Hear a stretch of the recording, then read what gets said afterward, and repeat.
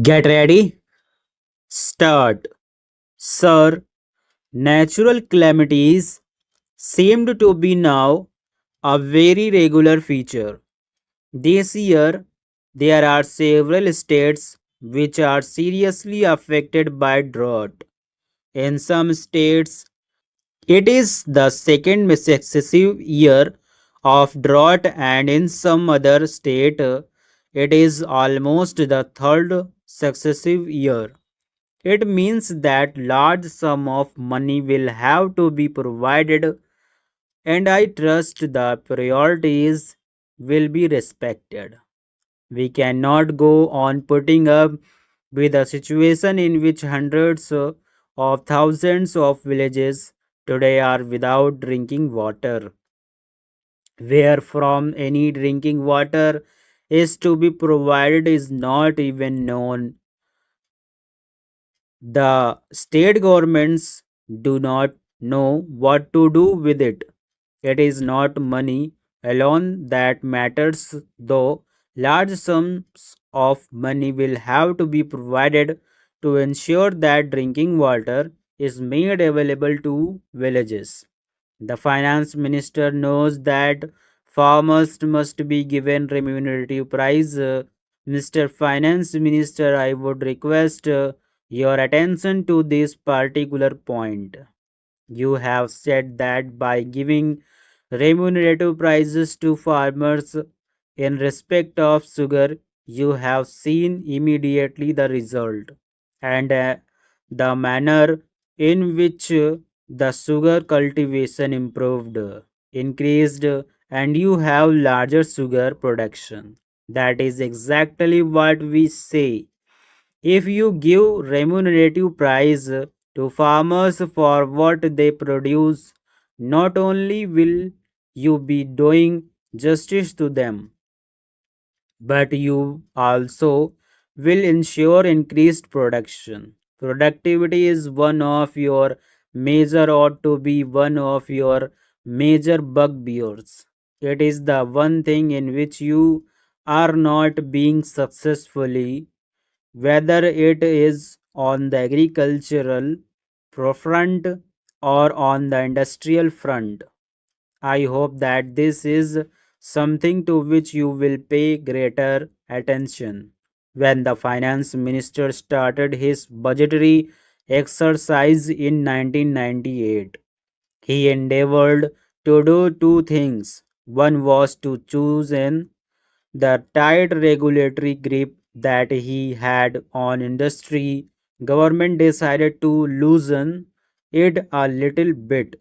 The second thing that they had decided to do was to streamline the fiscal and budgetary process so as to enhance revenue collection and stabilize the business and trade. On both these fronts, subsequent developments have been somewhat hesitant, but in some cases they are contradictory also. So far as loosening the tight grip that government has on the industry, I think government has realized that by really loosening it in a judicious way, there has been tremendous improvement in the situation. Why the process has stopped, I do not, but I would recommend to the finance minister that loosening of the control in a selective way is a highly desirable process and to continue it if you want to ensure that productivity increases. Productivity can only increase if there is less and less restrictions and fewer restrictions. Even more than the, please note that what is not yet changed is the delay that takes place in decision making. The delay in decision making has a disastrous effect in many ways. I would say that unless the finance minister, or rather the entire government, makes a decisive and determined effort in this direction, they will find that many of their good policy decisions may also not produce the desired results. So far as streamlining of the fiscal and budgetary process is concerned, I have already said that the streamlining has been successful up to a point, but it is the budgetary process where the finance minister desired to have an open policy that have something in this as such. He has been, in fact, making a budget every month in the sense that fiscal changes that are frequently being made, the way in which excise duties are being changed in significant way give that impression. Some of the changes that are being made may have really disastrous effect on industry. We do not know the reasons as to why these changes are being made. Mr. Chairman, sir, the streamlining process in regard to taxation policy is good. I understand that the income tax bill is being revised. Considerable amount of work and time was devoted some time back also. There is a Choksi committee report which I hope you will look into while examining this matter. So I will not say much on that.